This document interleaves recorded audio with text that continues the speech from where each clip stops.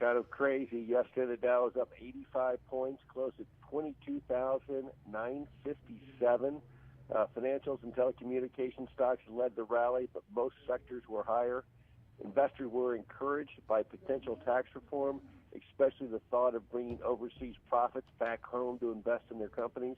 The yield on the 10-year U.S. Treasury rose to 2.3%, so another good day for the Dow. All right, let's start with Netflix. What's going on there? Now, Netflix reported earnings yesterday after the bell. They added 5.3 million subscribers, passing analyst expectations, and they now have 109 million subscribers worldwide. Netflix plans to spend $7 to $8 billion on content next year, and revenue came in at $2.8 billion, and they made a profit of 33 cents a share. I mean, they're devoting more money than movie studios are to content.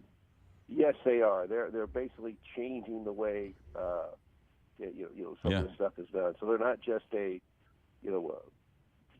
cable company. No, and they're not just a website. I mean, they are a juggernaut.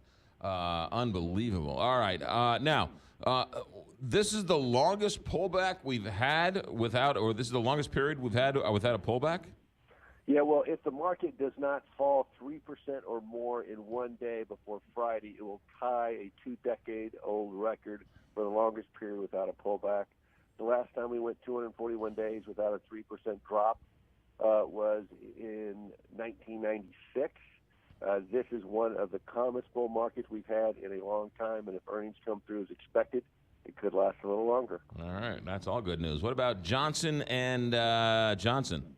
Johnson and Johnson, they reported third quarter earnings this morning. Revenue increased 10% to $19.7 billion on strong sales of pharmaceuticals, both domestically and internationally.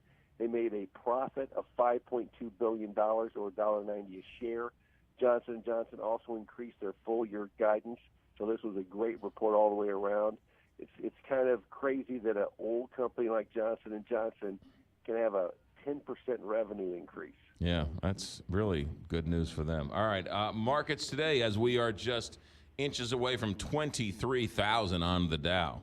Well, right now, I guess today the Dow looks flat.